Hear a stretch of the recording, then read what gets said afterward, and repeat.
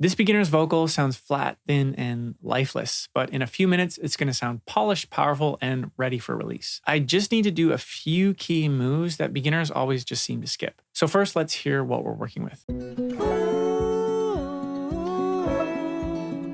Catching feelings while I'm running down a dream. Now, this is actually a recreation of one of my older vocals, but I've done this exact fix dozens of times for my students too. So let's fix it. Why does this vocal sound so weak? And it's not just one thing, it's the performance, the key, the gain, and other things as well. I'm going to walk you through each one, and you'll hear how just fixing a couple of these will totally transform how it sounds. So first up is the key and performance. When I'm working with an artist or a student, I always check the key before we produce or record the song. This is absolutely essential. So let's fix it here and see what changes.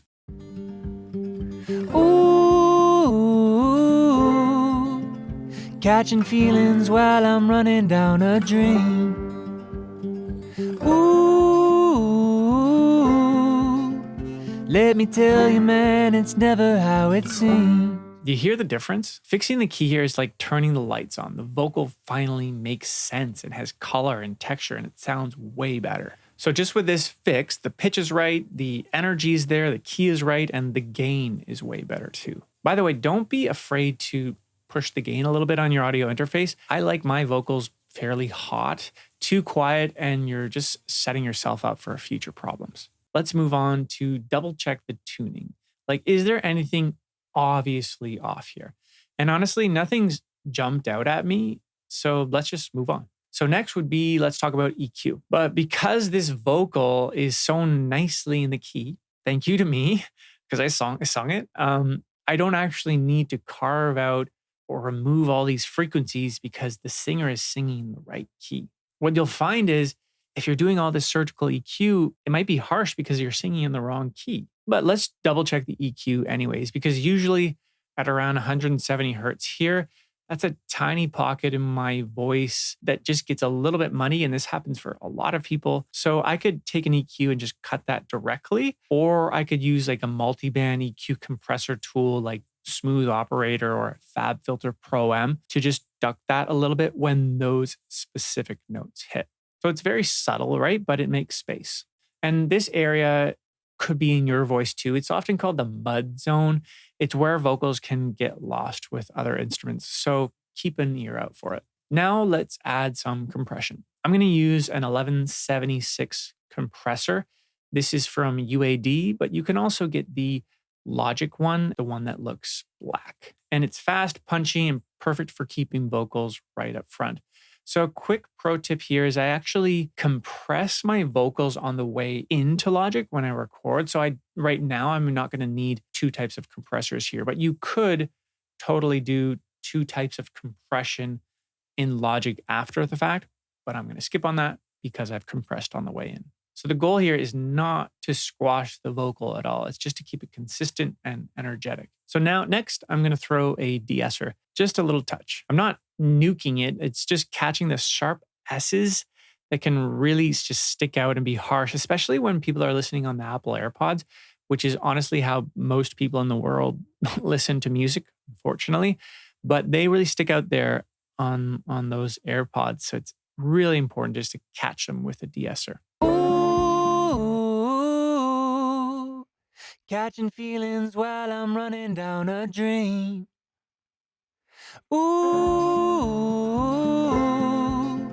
let me tell you, man, it's never how it seems. Let me tell you, man, it's never how it, and it's never how it seems. Never how it seems. It's never how it seems. Now let's add some sparkle or top end, and maybe it doesn't need it, but usually I like to add like a little bit of air, and I like using something called Fresh Air. It's free and it adds that clean, modern shine to the highs. Ooh, catching feelings while I'm running down a dream. Ooh, let me tell you, man, it's never how it seems. You could also try using an API EQ or something like the SIEQ, if you want a bit more kind of color to it. So this step is really just about adding air, like a boost of openness on the top end to make it feel more alive and present. All right, we're pretty much done here. Let's add some reverb and delay to add space and dimension to it. I'm adding 2 aux tracks here, one with a big concert hall reverb and then one with another 8th note ping pong delay with a reverb after it. So this gives the vocal a huge amount of space without washing it out too much. And then to find the balance, I'll dial in the EQ and volume on the aux tracks to make sure that it's mixed in right. Okay, so here's where we started. Ooh, catching feelings while I'm running down a dream. Ooh, let me tell you, man, it's never how it seems. And here's what it sounds like now. Ooh, catching feelings while I'm running down a dream. Ooh. The common problem here that a lot of beginners face is that they don't know how to hear what's wrong with their vocals because they've never been taught the system to follow. They've never learned properly from someone. So watch this video here and I'm going to show you the 5 steps you must follow to have amazing sounding vocals. And it all starts with a strong performance and a vocal chain that actually works for you. I used it on all my music and it's helped rack up millions of streams. So I'll see you there.